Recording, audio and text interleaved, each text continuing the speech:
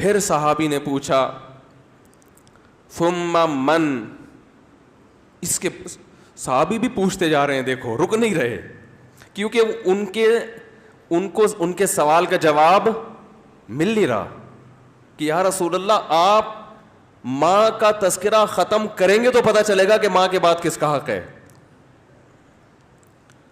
تو آپ صلی اللہ علیہ وسلم نے ارشاد فرمایا ثم ابوک، چوتھے نمبر پہ کون ہے؟ باپ. پوری کائنات میں اگر آپ کسی سے نرم انداز سے بات کرتے ہیں، میٹھے لب و لہجے میں بات کرتے ہیں، بہت سے لوگ ہیں جن سے آپ بہت نرم انداز میں بات کرتے ہیں. اپنے باس سے آپ سر کہہ کے بات کرتے ہیں کہ نہیں کرتے؟ کبھی آپ نے دیکھا کہ اس نے تھوڑا سا سختی کی ہو، آپ نے آنکھیں ماتھے پہ رکھ لی ہوں؟ کبھی دیکھا آپ نے؟ ہے بھائی. ایک فوجی اپنے آفیسر کے سامنے کیسے بات کرتا ہے؟ آپ نے دیکھا کبھی وہ ابے تبے سے بات کر رہا ہو؟ ہیں میں کسی کی نہیں سنتا، میری اپنا لائف اسٹائل ہے، سر مجھے زیادہ آرڈر نہ دیا کرو. کبھی دیکھا آپ نے ایسے اسٹائل میں بات کر رہا ہو؟ سر یہ جو آپ ہر وقت کی نصیحتیں کرتے ہیں مجھے سمجھ میں نہیں آتی. آفیسرز کر رہے ہوتے ہیں نا. فوج میں چونکہ زیادہ احترام ہے اس لیے میں ان کی مثال دے رہا ہوں. ایک بریگیڈیئر آیا اور ایک عام فوجی کو سمجھا رہا ہے کہ یہ کیا کرو یہ کیا کرو. وہ جواب میں کبھی دیکھا کہ سر یہ زیادہ نصیحتیں مجھے اچھی، بولو نا سر مجھے نہیں اچھی لگتی ہیں زیادہ ہر وقت کی نصیحتیں. حالانکہ وہ آفیسر اس کو تنخواہ نہیں دے رہا، تنخواہ اس کو گورنمنٹ دے رہی ہے. اس آفیسر کے اس پر احسانات نہیں ہے، صرف ایک ڈسپلن کو برقرار رکھنے کے لیے آرڈر دیا ہے کہ تمیز سے بات کرو.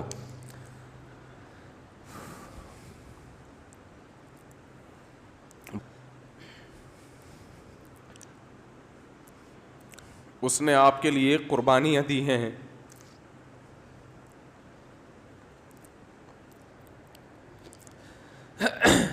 وہ آپ کے لیے لوگوں سے لڑا ہے. لڑتے ہیں کہ نہیں لڑتے؟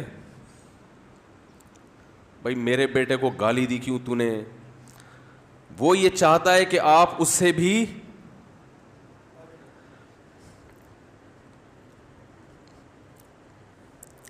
آگے چلے جائیں.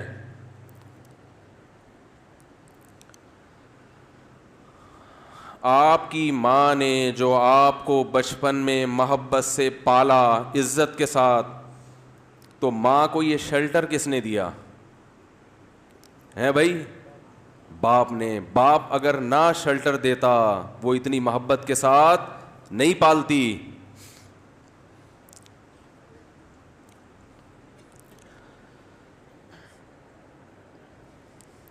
یہ ٹاپک مجھے چینج کرنا پڑے گا، میری میٹر جو ہے نا شارٹ ہو جاتا ہے، بولا نہیں جاتا اس ٹاپک پر. خیر ہم اپنا جو موضوع لے کے چلے تھے اسی کو کرتے ہیں. تو دیکھو آپ صلی اللہ علیہ وسلم نے کیا فرمایا کہ چوتھے نمبر پہ سب سے زیادہ حق کس کا ہے؟ بولو بھائی، باپ کا. اور اس کی علماء نے ایک حکمت یہ بھی بیان کی ہے کہ باپ چونکہ مرد ہے نا تو اس میں برداشت کی قوت ہے.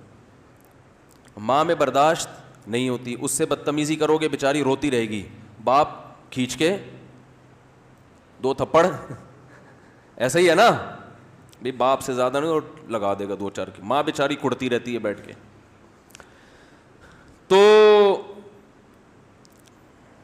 تو میں مثال دیتا ہوں کہ ایئر ہوسٹس سے اخلاق سیکھا کرو.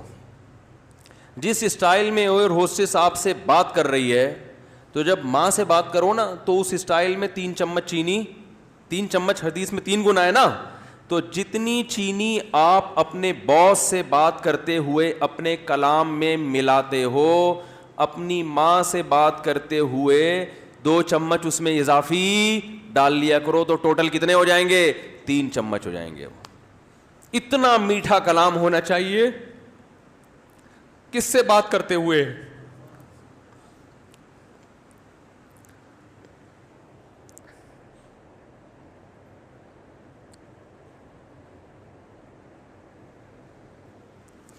ہم نے بڑے بڑے علماء کو دیکھا ہے ان کے والدین بالکل دیہاتی, کچھ بھی نہیں آتا ان کو, بالکل گنوار, نہ بات کرنے کی تمیز, نہ اٹھنے بیٹھنے کی تمیز, لیکن بیٹے بن گئے بہت بڑے عالم, اللہ نے بڑی عزت دی. لیکن وہ اپنے باپ کا ایسا احترام کرتے تھے, ایسا بچھ جاتے تھے باپ کے سامنے, ہم نے اپنی آنکھوں سے دیکھا ہے کہ لگتا ہی نہیں تھا کہ یہ کوئی کیا عالم ہے, کوئی مفتی ہے, کوئی بزرگ ہے. تو کیونکہ جذبات ساتھ نہیں دے رہے, ورنہ ایسے کچھ واقعات آپ کو سناتا. بھائی اللہ کا حکم ہمارے لیے کیا ہے, کافی ہے نا. تو بات کہاں سے چلی تھی کہاں کو چلی گئی, وقت بھی پورا ہو گیا ہے. میں اسی پہ بات کو سمیٹتا ہوں جلدی سے. آپ وہ چندہ مندہ کرنا ہے جلدی سے کر لیں. ہو گیا, ہوگا نا, تو جلدی سے کر لیں. شادیوں کی بات ہی ٹھیک ہے بھائی, یہ ماں باپ کے حقوق کی بات نہ کیا کرو. وہ شادیوں والی بات کیا ہے, وہ ٹھیک ہے نا, وہ مزہ بھی آتا ہے اس میں. ٹھیک. تو بات کیا چل رہی تھی, دوبارہ سے اسی ٹاپک پر آتا ہوں. میں نے عرض کر رہا تھا کہ اللہ اس کے رسول صلی اللہ علیہ وسلم نے جو احکام دیے تو دنیا داروں کو اس سے کوئی غرض نہیں ہے کہ یہ کرو یہ نہ کرو, ان کو اس سے کوئی غرض نہیں ہے. لیکن جو آخرت پر ایمان رکھتا ہے, تبھی دیکھو بہت سی حدیثوں میں آتا ہے کہ جو اللہ اس کے رسول اور آخرت پر ایمان رکھتا ہے اسے چاہیے کہ یہ کرے.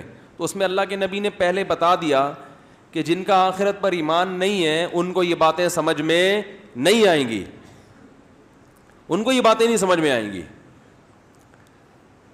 تو ان باتوں پر عمل کرنے کے لیے جو میں نے آیت اصل میں پڑھی ہے, جس پر میں نے بیان کرنا تھا, یہ بیان کا رخ ہی کہیں چینج ہو گیا سارا. عمل کرنے کے لیے انسان کو موٹیویشن چاہیے.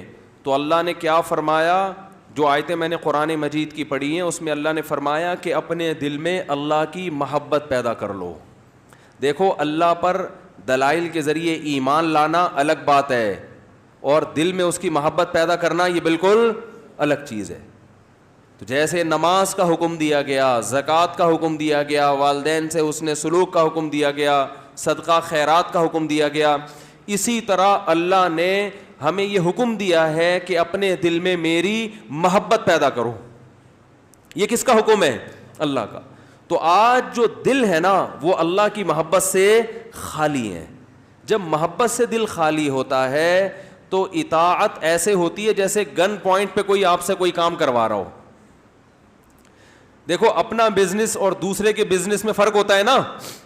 اپنی دکان پہ آپ بیٹھے ہو, گٹکے کی بھی ہوگی, کیسی فکر لگی رہے گی نا ہر وقت. اور کوئی کرائے پہ آپ کو بٹھا کے چلا گیا کہ میرا شو روم ہے گاڑیوں کا, تجھے 1 لاکھ تنخواہ دوں گا, تو پھر دیکھو کیا کر رہا, آدھا دن سونے میں لگاتا ہے کہ نہیں لگاتا.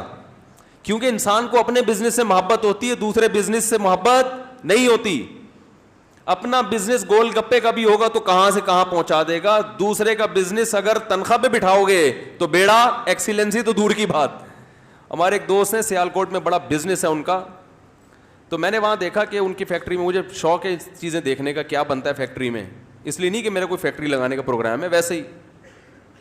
تو وہ دیکھا کہ وہ گلوز بن رہے ہیں ان کی فیکٹری میں نا, ایکسپورٹ ہونے کے لیے. سیالکوٹ میں کھیلوں کا سامان بہت بنتا ہے, تو اتنا محنت سے مزدور کام, وہ ملازم کام کر رہے ہیں, ایک سی رہا ہے, ایک کٹنگ کر کے کاٹ رہا ہے, اور سارے دل جمی سے لگے ہوئے ہیں. میں نے کہا یار پہلے کسی فیکٹری میں میں نے ملازم دیکھے اتنی تمیز سے اور اتنی دل جمی سے کام کر رہے ہیں, ورنہ سیٹ اگر فیکٹری کا دورہ کرے تو ٹھڈے مار مار کے اٹھاتا ہے نا, اوے تو کیوں سو رہا ہے یہاں پہ, کہتا ہے نا کہ نہیں کہتا. تو وہاں دیکھو سارے لگے ہوئے. تو انہوں نے کہا ان کو ہم نے دہاڑی پہ نہیں رکھا, ان کو ہم نے دہاڑی پہ نہیں رکھا, ان کو ہم نے کہا جتنے اتنے گلوز پر گلوز پہ ان کو پیسے ملتے ہیں. تو اب ان کا یہ بزنس میں شرکت ہو گئی نا, اب ان کو پتہ ہے بھائی جتنا کام زیادہ کروں گا اتنے نوٹ زیادہ چھاپوں گا, اس لیے ان کو سیٹ کا آنا بھی برداشت نہیں ہوگا. یار یہ کام کا ٹائم ہے سیٹ صاحب, آپ بلا وجہ آ کے تنگ کر رہے ہو ہمیں, یہی ہوگا کہ نہیں ہوگا. ہم کام کر رہے ہیں, ادھر آسٹریلیا سے وہ آیا ہوا ہے, ڈیمانڈ آئی ہوئی ہے, وہ گلوز منگوا رہے ہیں اور آپ ہمیں تنگ کر رہے ہو, بولے چلو. تو یہ کنڈیشن ہوگی. تو اب چونکہ اپنا کام بن چکا ہے نا بھائی, تو جب اللہ سے انسان کو محبت ہوتی ہے تو اللہ کے کام بھی اپنے لگتے ہیں. نماز بھی کیا لگتی ہے, اپنی. زکوٰۃ بھی اپنی. پھر مزہ آتا ہے ان کاموں میں. ابھی جو ہم نماز پڑھ رہے ہیں نا یہ گن پوائنٹ پہ، تھوڑا بہت قبر کا عذاب کا ڈر ہے، یار مرنا بھی ہے، کورونا سے نہ مر جائیں، پتہ نہیں اتفاق سے اگر قبر میں سانپ نکل آیا،